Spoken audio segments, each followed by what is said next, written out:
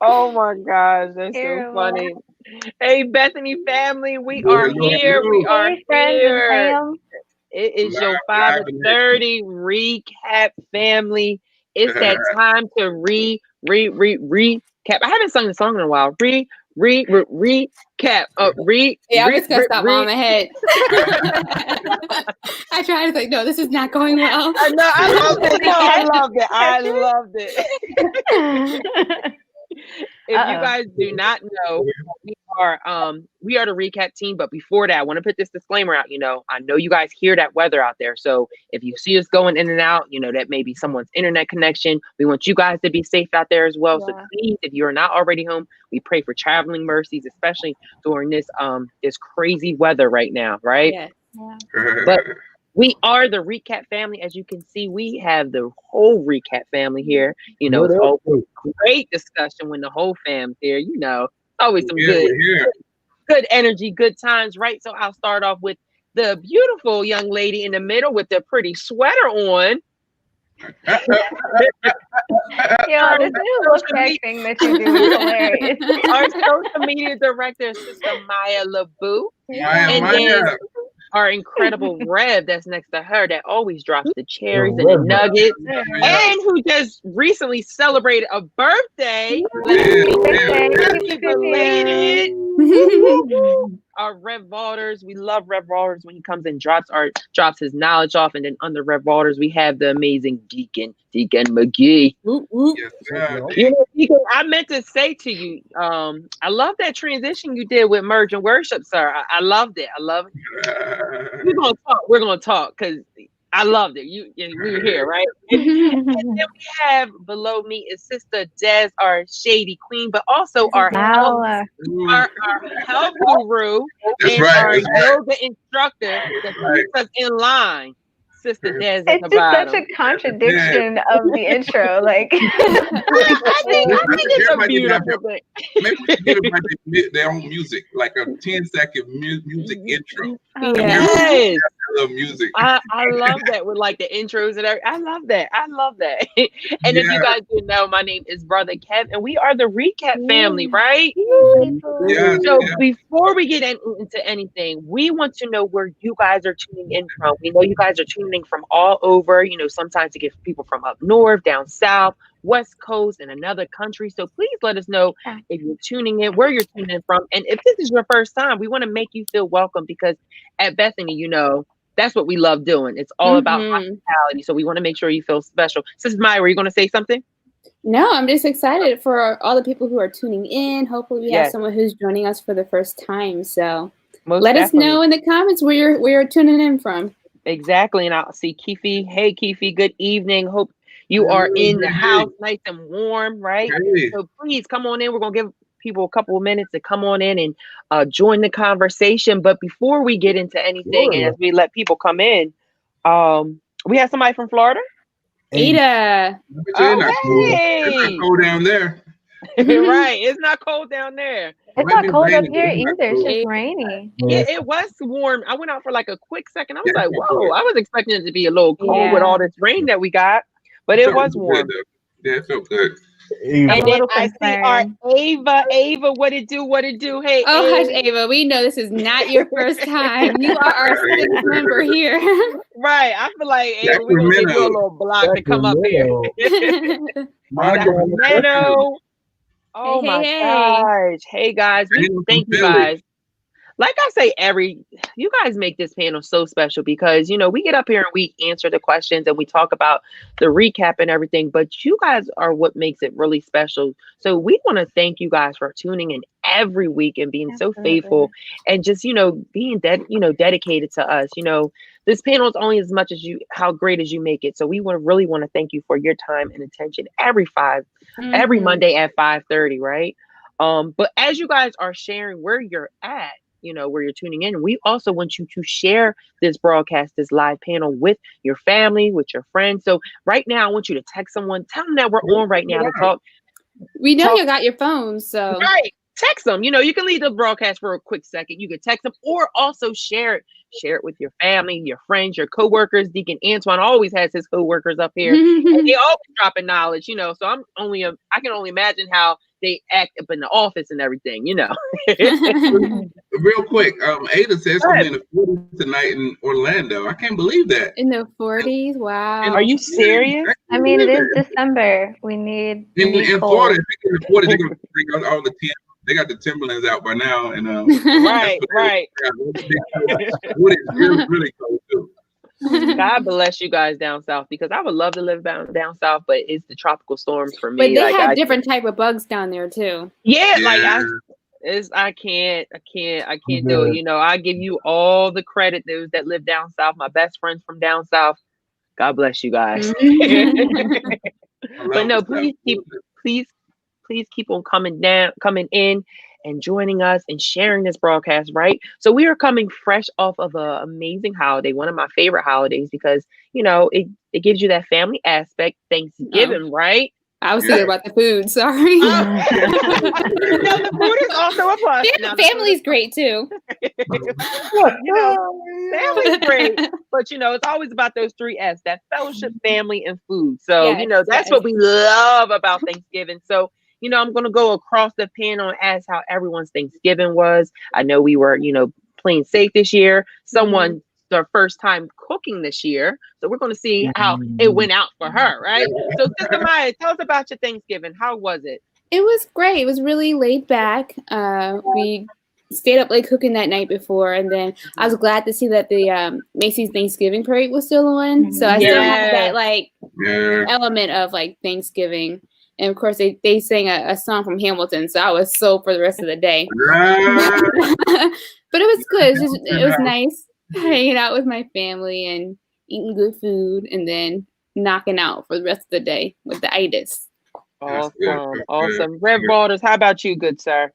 Almost the same. I mean, got a little. We actually got a little spot. The Airbnb spot. I need to get outside these 4 walls. Yeah. Kind of just small group, and we just, you know, chillaxed and watched a little jingle jangle. And that's awesome. I haven't seen the whole movie yet. Had some great food. Great food. And it was too much food too. I was like, oh my God. But it was so good. so good. Oh man. Yeah. That's awesome. Yeah, I had to see that too, Sister Maya. I haven't watched it. I've been hearing a lot of great things. I watched maybe like the first 30 minutes, but like in between doing other stuff, so I need to sit down and watch it all the way through. Yeah, most definitely. And tomorrow's the first day of December. Like, come on, let's get the Polar Express going. Let's get all that going. You know, I can get with that one. Elf, you gotta watch Elf too. You don't watch Elf. You don't watch Polar Express? I've seen it before, but it's not my favorite Christmas movie. You know what, Antoine? What did you do? What did you do? Oh my gosh, I can't with Maya. Like really? Last week, the Polar Express though. No, look, last week it was what was the movie? Home Alone, and this week Polar Express. I will give you Home Alone. That one I will give you. She's never watched Home Alone. She's never watched Home Alone. We're not even gonna give that energy today. Anton, what'd you do? Oh my gosh. I know I got a long conversation with Pastor Nick him. But go ahead, Deacon Antoine. How about you? How was your Thanksgiving? It was a little different, you know, very chill. We did the drive-by takeout dinners. Went through. All right, here you go, here you go, here you go. Everybody had a big old a big aluminum pan. Enjoy. We cooked enough for. I love it. For like 8 people. Okay. But this Thanksgiving was different. I really had something to be thankful for. Yeah. Beyond the usual, you know. My mother made it through. So Amen. Praise God. Yeah. Praise God. Good, man. We are so thankful. Thankful for that. Thank you, Jesus. Sister Des, how about you? Tell us about your first experience cooking. How was it? How was the prep? How was everything? I wish you could post that picture because that food looked delicious.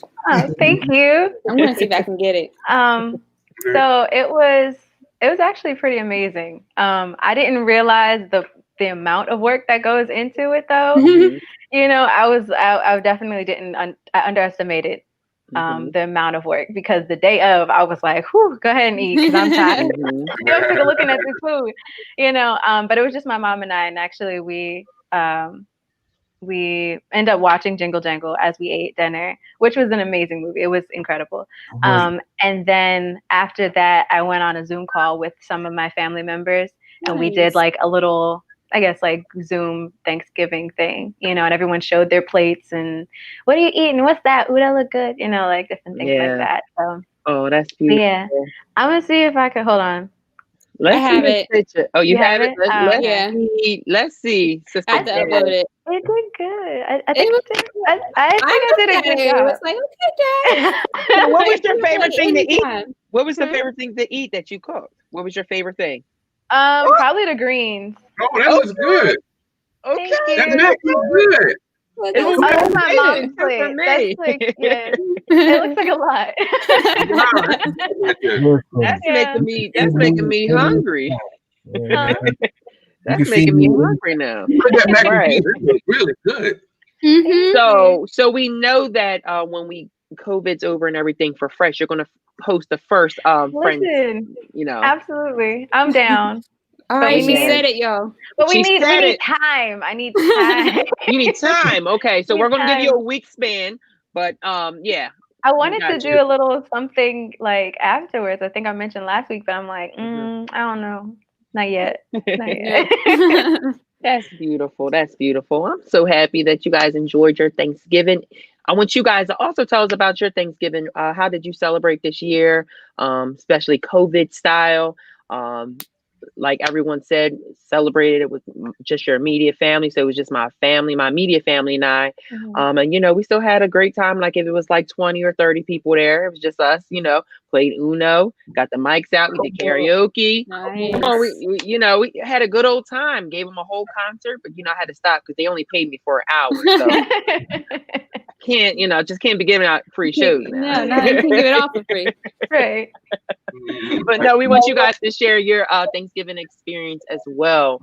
All right. So this word, this sermon. Every single week. I'm gonna need him to move out my house. I'm gonna need him to get out my backyard, move out my house, get out my closet, get out my kitchen, get out, Bishop. You gotta move. Right. Because he never, he surprises me every week when he adds another layer, especially to this series. And as we have been saying week after week, letting go of toxic people is such a relevant conversation and topic during this time, because like Bishop has said in his last series that he feels like this pandemic is auditing hearts. So you're really seeing true colors, you're really seeing true relationships, true friendships, and this is just to top it off about letting go of toxic people, right? Yeah. So this sermon in particular, this Sunday, Bishop talked about letting go of toxic people, but he titled it Relentless, right? So he started in the book of 1 Samuel chapter 1 verse 4, and he started with by saying, with this series, we are learning how to identify the toxicity in the people around us, as well as some toxic behavior within ourselves. A lot of times when it comes to things such as strongholds, adversaries, and even toxic people, we tend to look outside of ourselves. We think the mountains are all external, when the greatest mountains that we ever have to conquer are the ones that are internal. We talk about the adversary, but sometimes we are the adversaries. Bishop does not want us to point out who is toxic in our lives and miss our own toxic behavior, right? Yeah. So before we get into the questions, I do want to tell you guys, if you did not catch the broadcast last week, amazing conversation. Pastor Nick was running through the questions like it was just like a mini Bible study from Sunday service. He was hitting on a lot of topics, especially geared to immediate family when it comes to letting go of toxic people. So if you did not watch that rebroadcast, I encourage you to go back and watch it after this broadcast, okay? So let me ask you, panel, let's start these questions. Let's start this conversation. Let's start the discussion. How has this series affected your perspective when it comes to past, present, and future relationships? Now, this could be for relationships, intimate relationships, family relationships, friendships, but how has this series affected your perspective when it comes to past, present, and future relationships? Mm-hmm. I think for me, it's helped me to be a little bit more careful, might be the wrong word, but that's the word I'm going to use. And making sure that I'm being aware of the toxic people in my life, but also, reevaluating myself and seeing the things that I'm doing that are toxic. Yeah. It's not so fun, but I think it's an exercise of growth that we all need to do to become better and treat people better, Right. So yeah, I've been really taking that to heart. I like it. Anybody else want to piggyback? You smiling too hard, Antoine. No, because it's the same thing over here. Evaluating the toxicity around me, but also what's in you. You attract sometimes attract what's in you. Yeah. And what people don't want to deal with that reality is that the reason why so many toxic people are around you is because you have some toxic things in you. Boom. Yeah. And that this is bringing to light the areas that I have to correct. Areas that I have to give to God for His correction. So I think, I thank God for the tough 30-40 minutes of teachings every week, but it's been a great eye opener, a great lesson, and it's making me a better person. So yeah, I like that. Yeah, I think it's not just it's what you're attracted to, but what you're drawn to also. Yeah. And internally, like, why am I so drawn to certain types of people or certain type of environment? And you just start looking at yourself inwardly a little bit closer. And this message is kind of starting to get you to audit that within you and externally, without you, just but out of you, and the people that's around you. And what are they drawn to?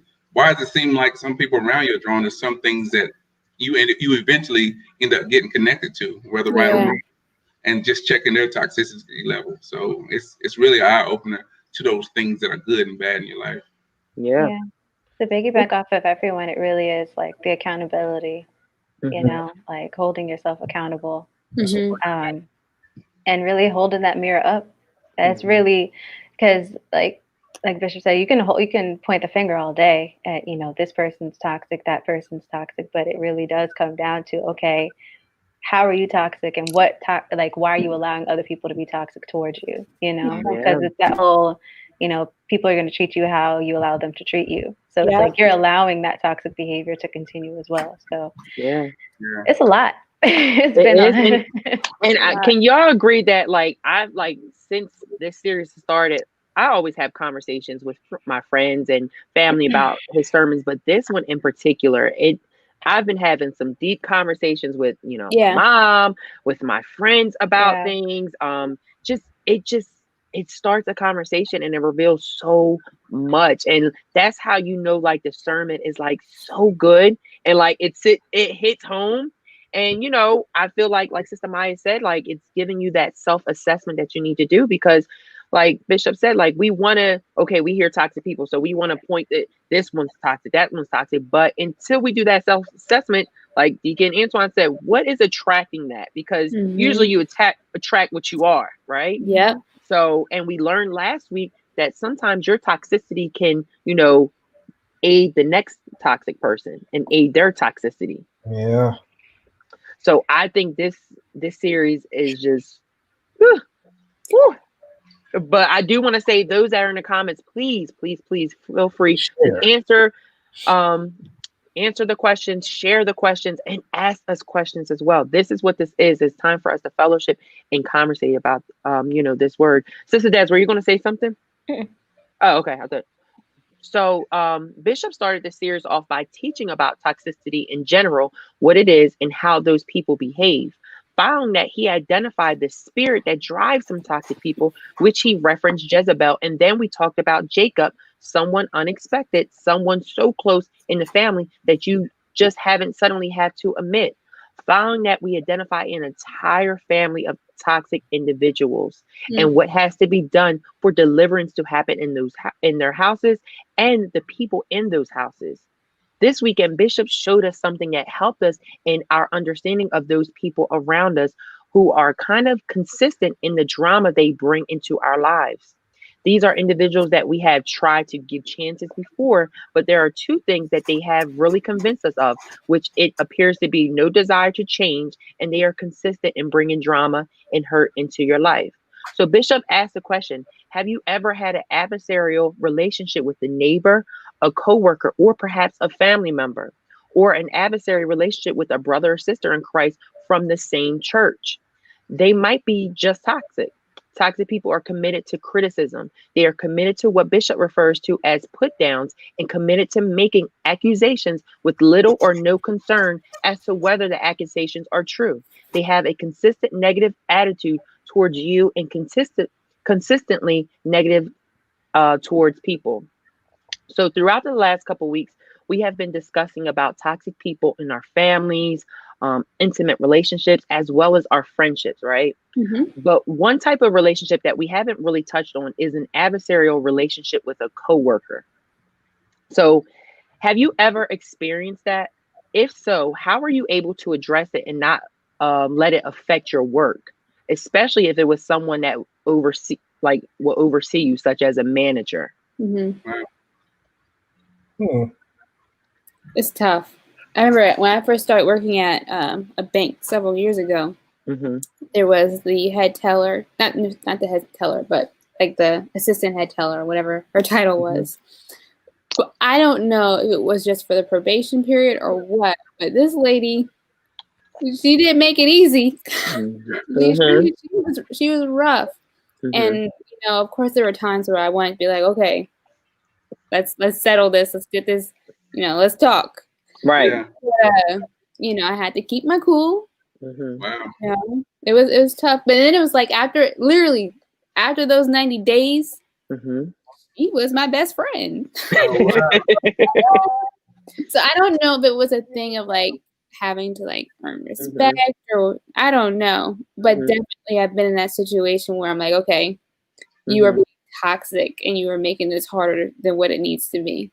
Right. That's true. And I will say, I'll just share my experience that, I had a hard time deciphering who was actually for me and who, was actually against me. So I was put in a situation where I was seeking a mentor, but I actually found someone that actually resented me or didn't want me to get to a certain position.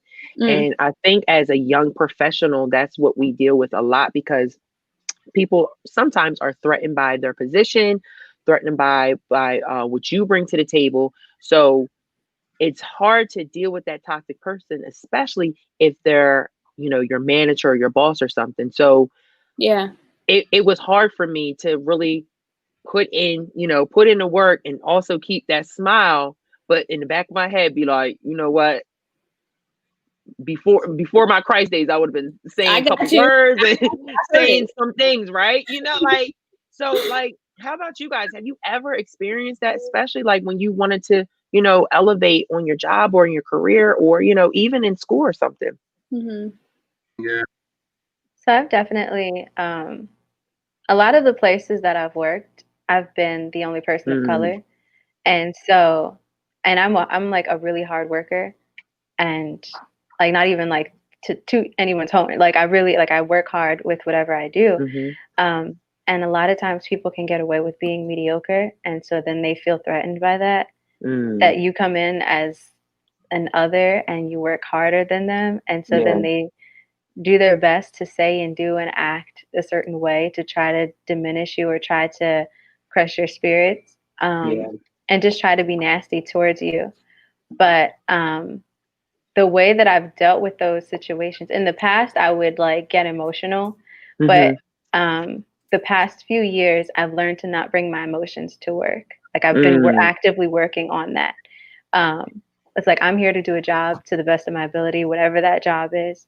And I'm not going to sit here and play little games with you. Like I'm going to be cordial and friendly to everybody, but like there's just certain people that you know that, all right, I don't need to sit and chat with you for past a certain level, you know? Like, you don't get to know about my dog or whatever, you know what I mean? Like, like we don't need to, boundaries. Yeah, exactly. We don't need to sit and chat about, you know, how this one's doing, that one's doing. Like, no, like, where's the product? XYZ. Yeah. Like, that's it. No, that's true. Bye, you know, like, but you have to, learning that has been interesting because I'm a person that usually moves with emotion first. So learning to not do that and like to see things for what they are outside of feeling a way, you know, and just doing what I'm supposed to be doing. Yeah. And it's hard, especially like how you said, Kev, about how it was someone you hope would be a mentor for you. Yeah. Like when you're new into something, you're excited and you're looking for people to grow and to learn from and to build those connections. So you're being vulnerable and trying to establish that with someone and for them to, you know, kind of stab you in the back. Yeah. And, you know, and no one likes being vulnerable. And that's what makes you shut out from other things or, you know, be open to other mentors or now you're looking like, wait, who's, you know, especially if you're not under the right teaching. Thank God I was, thank God I was under the, you know, our teaching and everything. But who's to say if I wasn't, like, how, you know, how would a young professional that's not under our teaching handle that? You know, it's a difficult thing because, like you said, you're put in a vulnerable spot. You put yourself. Yeah. No, I agree. I mean, I was put in a vulnerable spot when I was brought in to actually take a job of another director. So they brought me in, the vice president brought me in to take the job of another director, which he put me up here first, but told me not to listen to him. Wow. And I was put in a bad spot because the director was toxic in the way he ran the environment. Wow. But at the same time, I wanted to listen to the director, but at the same time, sometimes I couldn't listen to him. Wow. Bad position. Oh my God, it was tough. Because then the vice president will call me in and say, no, I want you to do it this way. Don't listen to what he's saying.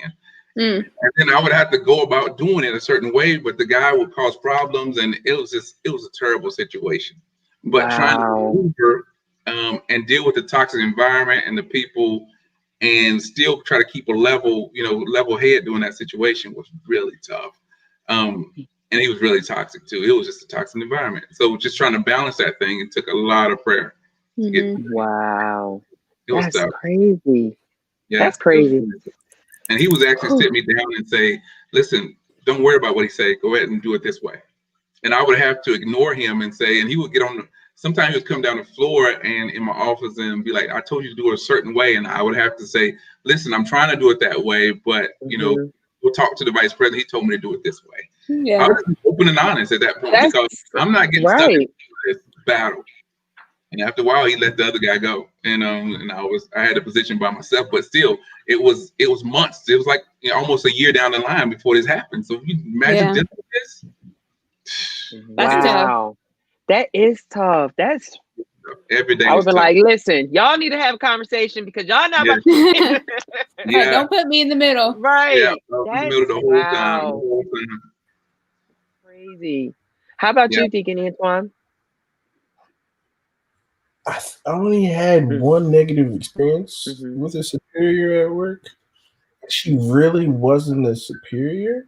I was at just kind of like Reverend Waters. I got brought in to be the director of a program at the YMCA. Had about 100 kids, and the person that was running it before, she was like interim almost, and she challenged me a lot in front of the children, in front of parents. Because I was younger, you know, she didn't think that I could run it. She felt as though the position should have been hers. Wow.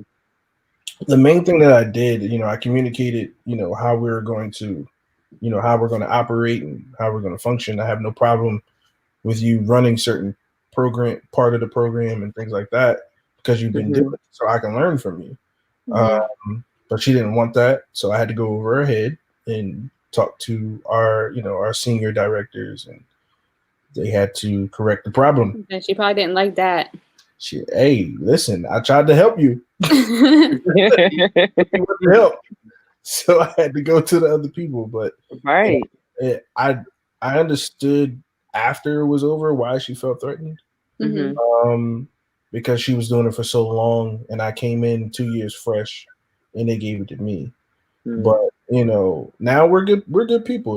I call her grandmom now because she's literally that old. But it's from that standpoint that we had to go through it to get to the other side. So I like that. Yeah. So some toxic people are what Bishop calls situationally toxic. They seem fine with some people, but they are very toxic in their behavior towards you. Sometimes they are focused on your favor, and that focus on your favor causes them to become toxic towards you. So you find yourself being around a person who is antagonistic. They are relentless in their attitude and their attacks. Someone who is an antagonist is one who opposes and contends against another, which is known as an adversary in the Bible. 1 Samuel verse 4 and 5 tells us that toxic people are motivated or driven by their own insecurity. People do not behave in toxic ways without a reason that they have nothing or all to do with you. It may have nothing to do with you, or it may have everything to do with you. So what is your opinion on toxic people being situationally toxic? The same way we can have situationships. I think it's the same thing. I mean, people are fickle and funny, just like we all can be that way. And for a season, they can give in to their dark side. Either because they emotionally qualify themselves for something, they're jealous, they just don't like you for some reason, until they get to know you, and then you see on the other side, like Maya experienced with her, her previous boss or superior, that later after the training period, oh yeah, we're buddy. But for some reason they just turn that thing on for a season and they turn it right back off. So I think it's possible. I mean, people moody. We have those situational friends, when growing up in high school, you have someone that actually really didn't like you. I'm just the type, if you don't like me, just please stay away from me. You got like really, like don't be off and on. Don't be off and on. Yeah, like don't be. I can't stand a light switch. Don't be on and off. Not talking. Like get off of it already. Yeah, like it's like and it's so crazy, like how some people would like. Did you say a light switch? Toxic people that are situational are light switches. There you go. Quote it. Tweet it. Tweet it. Hashtag. Right. Recap. But no, I just think it's crazy though, like how they can be situationally toxic. Like, do you have any light switch friends that you know about? That I did know about, and that's why I use past tense. They were friends. I think, like, honestly, the older that I got, especially when I hit that 25 mark, I'm just like, listen. You don't have time for it anymore. You just don't have time for it, especially like if you are being responsible, you're working, you're going to school, or, not even just going to school, but you're working multiple jobs or you're keeping yourself busy. You don't have time for, at the end of the day, to be dealing with a friend that acts weird. Like, it's just keep yourself busy, find something to do, get a job, and like. But it's like that sometimes because people get mad at you because you're busy or you're doing something. Kevin's going. And when Bishop said that, that's what reminded me, like toxic people get mad at you for doing your purpose. Right. Like, you know what I mean? Mm-hmm. Anybody else? You had to get off your shoulders. I had to get it out. I had to get the situationally toxic people out. I know my girl Ava in the comment feels me. But you may ask yourself, why are they toxic? Bishop stated that they are hurt, so they hurt. They are wounded, so they wound. They love to share their pain with someone who does not have their pain. They are driven, according to the text, by a lack of loss of recognition. Hannah was in a relationship with Elkanah. I got to get these names right. Elkanah, but I want to say Pinata. Pinata was in a transaction with him, right? The very thing that she wants, she is not getting. So she intends to destroy a part of what Hannah has, and that is to attack Hannah's heart and her attitude, so she will fret or continue to be upset.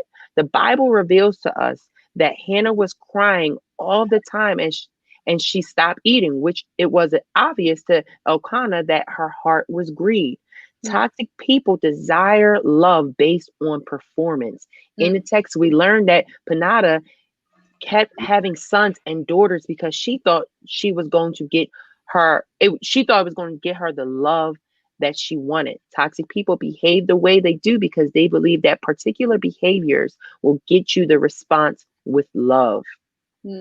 So in addition to what Bishop taught us, why do you believe toxic people behave the way they do and expect love in return?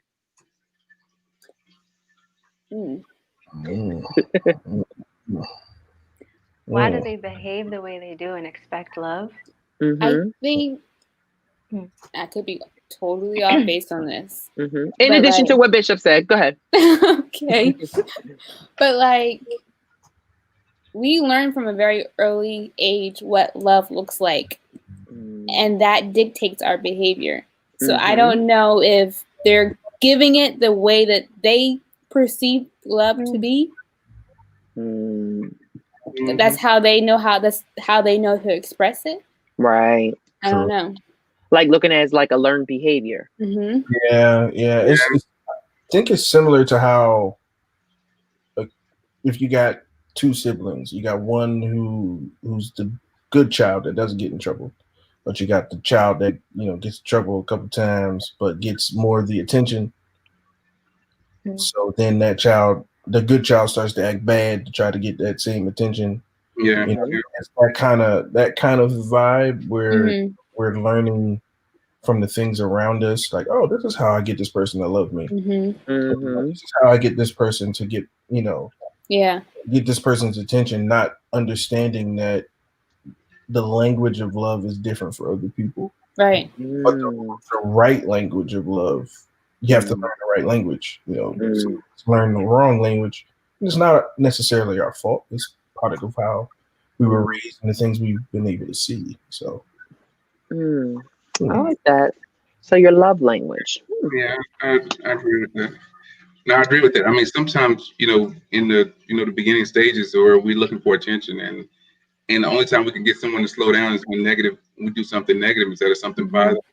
Can churn that or change that or cause that reaction to happen, cause that person to be like that. But I don't know if it's love they live looking for, or they feel like that's more like love, or because it's not love at the end of the day. It's just that we slow down to give you some type of attention, whether positive or negative.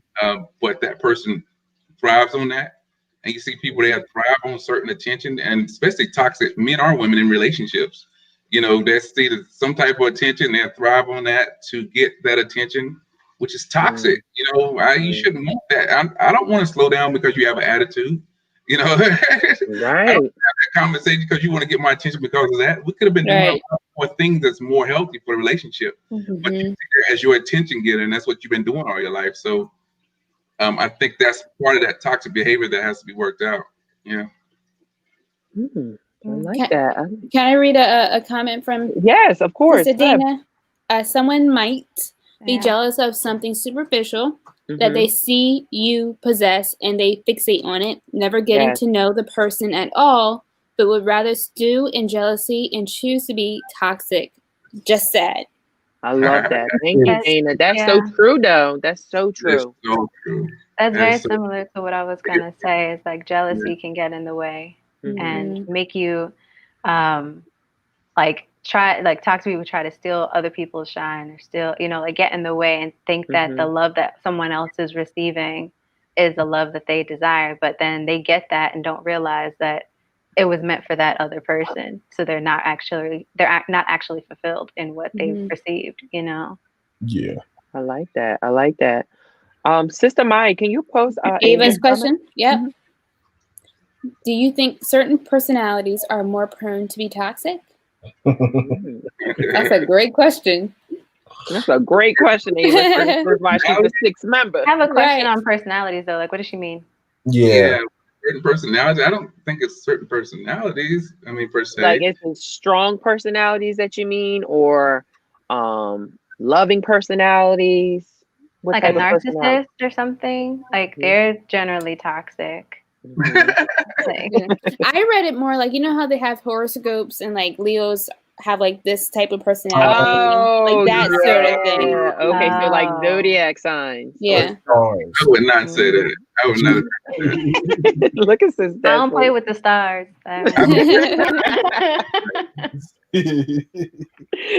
other thing. Somebody be like, "What's your zodiac sign?" You're X, Y, Z. Be like, "What? Leave me alone." Don't tell me who I am. Right. Oh, don't tell me that. Don't tell me who I am. But no, you, Sister Ava, explain in the comments. We'll come back to it. Okay. So the Bible lets us know that Hannah has this double portion, which is love and honor. Love and honor drives a toxic individual absolutely crazy. On the other hand, Peninnah wants love based on her performance alone and not her character, because she is situationally nice.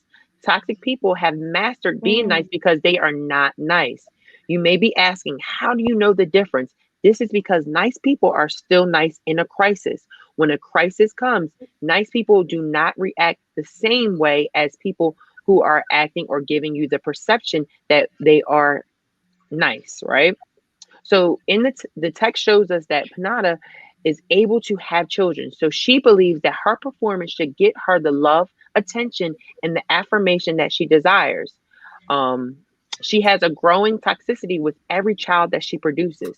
So she becomes more toxic towards Hannah with every baby she has, even though Hannah has not produced yet. So there may be people in your life that are focused on what you can't produce, and every time they can produce that thing, they are using to compare themselves to you. They become more toxic. They believe that you are comparing yourself to them in productivity, but you're not, and you still have love and honor. Did Sister Ava, before I go into the next question? She said that she's gonna have to explain it. Okay, cool. So in my opinion, it seems like a lack of self-identity can be a characteristic of toxic, right? So what do you feel about that? Do you feel like not knowing who you are and your self-identity can, aid your toxicity or help your make your toxicity grow? Yeah. And I think the reason being, when you don't know yourself, you become a chameleon and try to blend in and do what other people do. Versus when you know yourself, you stand out. Even though there may be someone who has an identical identity to yours, but you stand apart. For instance, there's several believers who are strong, have that strong identity, that leadership quality, but each leader is different. Then there's those that are the supporters, that are those that are just the helpers, but everybody has their lane. Versus, the person who's meant to be a help becomes wants to be a leader. It just it doesn't work out when you don't know who you really are. You put yourself in a position to hurt everything around you, including yourself. That's why I think Bishop talked about identity before he did this one. Like, identity is important. Knowing who you are helps you to know what to do and what not to do. Right. Who to be around, who not to be around, what to say and what to not to say, all those things. Yeah, I like that. Anybody else want to piggyback off that? Do you mind re-asking your question? Yeah, of course. So I said, I feel like the lack of self-identity can be a characteristic of being toxic. So do you feel that the lack of self-identity makes your toxicity grow as an individual? Yes, because like if you look at, like, take social media for example, like if people put like we always say, like social media is a highlight reel. So people are going to put their best foot forward, even if they are, and if they put like something negative up there or something sad up there, it's usually for some sort of attention in, one way or another. So if we look at it like from that standpoint where people are seeking, you're seeking this attention, you're seeking this, this love, it can be viewed as toxic if you're not doing it with the right intentions. And if you're like getting validation from that, then you're not remembering where you're supposed to get your validation from. If that makes sense. I like that. No, I like that. That's good. That's good. That is good. That's good. I think go ahead. I was going to say that if you don't know who you are, it's hard to, it's hard for you to even identify with yourself, and therefore you start identifying with others, which kind of confuses you. And so you could become a more toxic person because you don't know your identity. And sometimes you try to stifle other people's growth because you don't know who you are. Right. And so you look at people, and it could easily be, sometimes you'll find out even family, because they don't know who they are or where they're going, they try to hold you down. Yeah. They try to hold you down because you don't know who you are. And so you'll start to see them being a little bit more pessimistic instead of optimistic for your opportunities, because they're not getting anywhere. They're trying to hold you down in that situation. So yeah, I definitely believe that can happen if you don't know where you're going or who you are. And people look at you like you have everything going on, and it's like you have no idea what people are going through to get to where they are, or what they, like you don't know the behind the scenes type of situation that they're facing. So you can look and say like, oh, you have these things and all and this or that, and try to, put them down, but you have no idea what they're going through or what they've been through to get where they are. Right. I like that.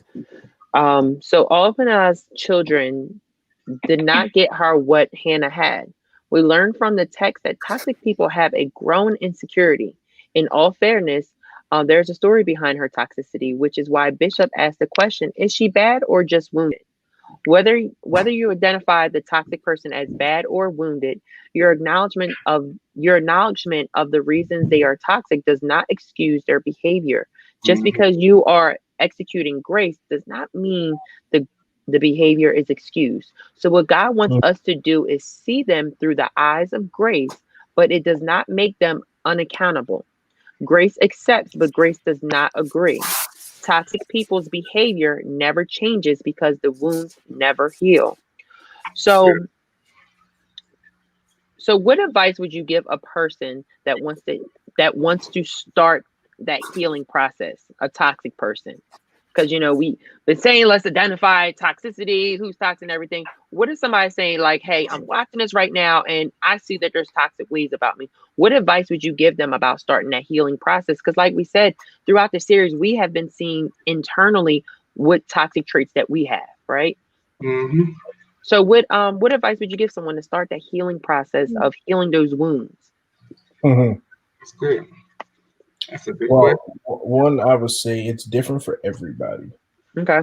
There's no set guideline on what will work for you. And but the first thing that I did was I went to God for forgiveness. And the second thing is I forgave myself. Yeah. Because a lot of times we forget that we hurt ourselves. And we need to forgive ourselves and give ourselves that grace. So that's the second thing. And then the third thing was I wrote down every toxic behavior. So I couldn't escape it. Good. So that didn't just live up here, but it was on paper.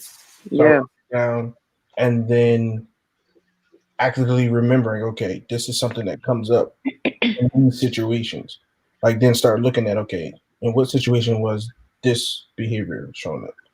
What situation was this showing up? And it could have been something that wasn't verbal or done in action, but was happening in my head. Or it's like this shouldn't be here, or this thought shouldn't have been there, or this feeling shouldn't have came up. And then after that, actively every day trying to correct. those situations pop up, because once you do this, the tests are going to show up. Right. And then you just ask God to help you through every single, every day as you go through it, because it is a vulnerable area. It's a serious, sensitive area. You may find yourself one day you're up and then one day you're down, because you're fighting yourself. You're dealing with your internal, and that's not a good place all the time, but it's necessary. So that's the couple of things that I did. I mean, everybody else might be different. So yeah, I like that. It sounds like you're holding yourself accountable. Yeah. I like that. Anybody else want to piggyback off that? What advice you would give someone that wants to start the healing process of those wounds? Yeah, definitely. I would say definitely, like Deacon Antoine said, you have to be able to process through your end of things, and be able to forgive yourself. Of course, go to God. But I also say, in terms of talking to that other person, you have to lower your expectations of how their response will be. Don't go in expecting for them to apologize or to back down or to see what their own fault is in things, because you might find yourself disappointed.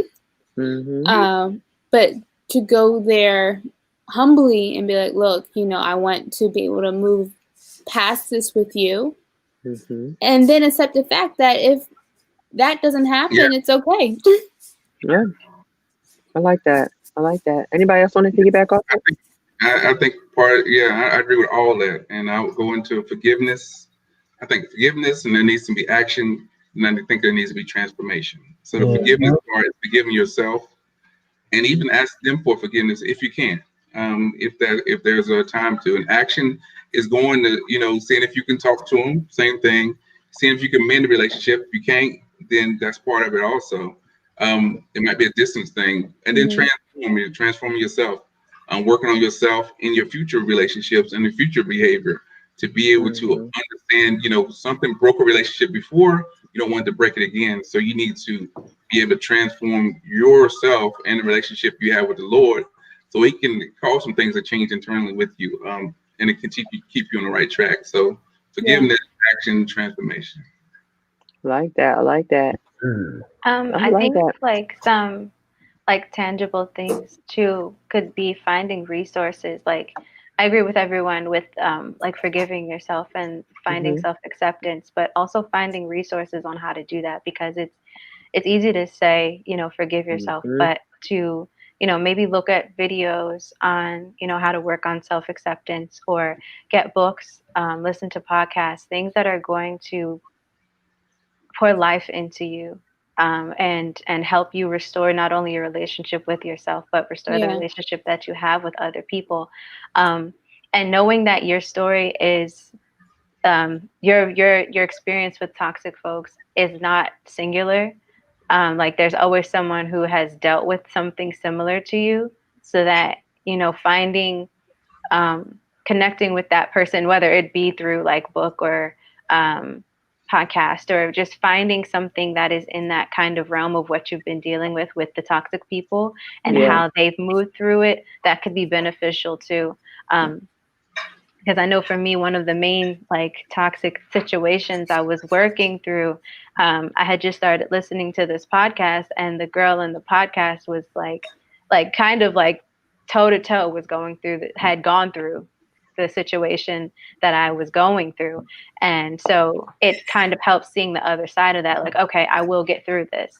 I will move better in these relationships with others. I will move better with the relationships with myself. So yeah, just finding resources that work for you, and there's a ton available now. That's beautiful. And also get therapy, because Jesus and therapy, like, that is the ultimate tag team. Like, and I agree with like talking to the toxic folks, but like, you also want to have you want it to be a healthy conversation, and you want it to be a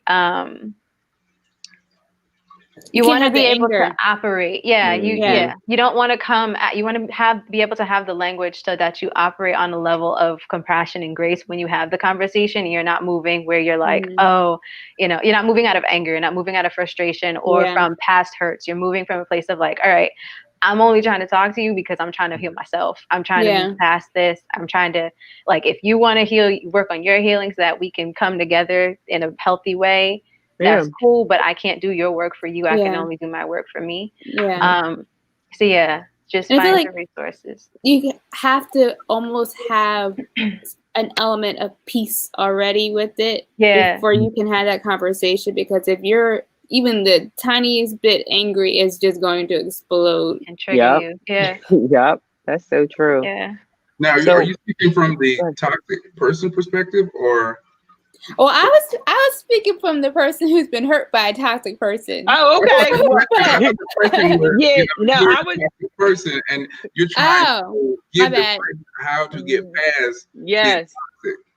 Yeah. Gotcha. I misunderstood that. It's cool. I like. But it's interchangeable though. It is. Right. No, it's great. No, great conversation. I was just trying to see. No, that's good. So when you are talking to a toxic person, or when they come at you again with their complaint or their assertion about you, they have a tendency to repeat themselves. They try to repeat themselves to hurt you, because if they still hurt you and produce certain words, their hurt has not been healed, which then makes them believe what they are saying is going to hurt you. They say the same thing over and over again because the wound is still the same. It is an echo that is coming out of an empty place inside of them. Toxic people will think that wounding you will make you want to be with them. They do things that will make you reject them, thinking in their mind and feeling in their heart that if they can make you hurt like they hurt, you will want to be with them. In order to do so, toxic people have to be unconcerned about the pain they cause. They apologize or behave nicely if they have something they need in the future. It is a pattern that they don't think you notice. In the long term, if they are not delivered, their conscience dies or is damaged. Toxic people are in danger of their conscience dying, meaning that the conscience no longer speaks to them. So for the final question, it's kind of like the last question, but there may be someone watching right now that is dealing with letting go of a toxic person in their life. What words of encouragement would you share with them, especially those that may have, cut some immediate family off, maybe a best friend? There's a lot going on during this time, and a lot of people that are, cutting ties with people. So what words of encouragement would you share with them, that is for those that are watching? I would say take time to look internally. Like, just take time to do some self-work. Like, and if you are watching and you're going through it, I'm going through it I'm in the midst of it. So like, know that you are going to get through, and that literally like putting one foot in front of the other, like taking time to work on yourself and work on your healing, and I think that right now is such a beautiful time for self-healing work, because a lot of people are in isolation. So it's like you really don't have too much going on, too many distractions where you can't sit and really break down what's going on with you. And Deacon mentioned like writing stuff down, like that, really getting it out of your head and getting it on paper and visibly seeing like, oh, XYZ, like that sometimes alone is impactful. Or if you don't even know how to just start writing, find a journal prompt of, what are the best things that I have about myself? Because once you get out of the mode of like, you need this person to survive, it's like, no, you are whole. You can survive on your own. This person has had their whole situation, they've been toxic because they've been broken or whatever. It's like, no, I need to work on myself so that I can heal going forward. Because at the end of the day, in life, we only have ourselves, like we have family, we have friends, we have loved ones, but literally our lives are up to us. So we can either continue to allow things to happen to us, continue to allow ourselves to move in this toxic space with allowing toxic people to come and go, or we can actively work on our healing. So just know that it's going to get better. Take your time, do some deep breaths, you know, get into yoga, not a shameless plug, you know, like like seriously, get into not even just yoga, like body movement, anything that's going to help you release and get stuff out. Because good. So you see why I called her yoga instructor or Zen? Anybody else want to add that? Any words of encouragement you have for people that are dealing with like letting go of a toxic person? I think go ahead. Go ahead. No. You. No, I'm just gonna. I think you know, when dealing with toxic people and getting over that, I think we need to, you know, really be serious and understand who toxic people are in our lives. There is a chance that we could get rid of someone because of, you know, we're not fully understanding that someone that's not toxic. I hate to say it like not toxic, but we could be a person that adds a little bit more drama to our lives than what we need to. And we could be able to cut people off because we are internally a little bit more dramatic, and we feel like cutting people off. So we're really in our prayer closet to really think about, you know, and pray about these people and see who they really are, because there could be some people, and I know, you know, people that, you know, could perceive or want to cut somebody off just because and initiate calling them toxic. And they may not be toxic. You may be the one toxic. So really think about and pray about this, because this is really a spiritual thing too, even though we're dealing with a toxic thing, but it's a spiritual thing that people could bring into your life that are toxic and really weigh you down. But you don't want to cut people off because you're the problem and you're cutting people off that's healthy in your life. So really think about, do some internal searching on yourself as he continues to lesson, that you will be able to understand that. Yeah, I love it. Anybody else want to add anything to that? There's a question down there from Keisha. I'm sorry, just looking at understanding a little bit. Y'all saying the question about how do you stay away from toxic people? What would you do? Wait, where is it? Just from Keisha. Keisha said, okay, I'm understanding a little bit what y'all saying. Okay. Question is, should we stay away from toxic people? I think that if you have to be around them, set a boundary. Like if you have to be around toxic people, like they're people in your household or people at work, and like it's a mandatory that you're around these folks, set a boundary. Like whatever, like make your boundaries clear with these folks. But if it's people that you don't have to see all the time, like you have to make a date to see them or something. No. Yeah, you can love them from a distance, but I piggyback. It's like what we have been learning the last couple of weeks is that, you know, if they are those like immediate families and stuff like that, you set your boundaries, because then they'll know what they can say around you, how they can act around you, and you know how they can, you know, be with you, because those boundaries are already established. Lolo know what the boundaries are. That's right. Yes. I name change every week, but yes. Every week. So toxic people are those that Bishop refers to as emotional terrorists. They go off with little or no gratification, and when confronted, they do not repent. They are just sorry. So how do you deal with them, and how do you defeat them? First, you always pray. Secondly, you stay focused on God. Thirdly, trust God to defend you. Next, you do not stoop to their level, because it feeds their wounds. Following that, set boundaries and do not allow them to cross them. Toxic people are relentless, but in them being relentless, they push God to bless you, to release favor, to release amazing grace, and release undeniable purpose. And above all, God will give you peace. Panel. Amen.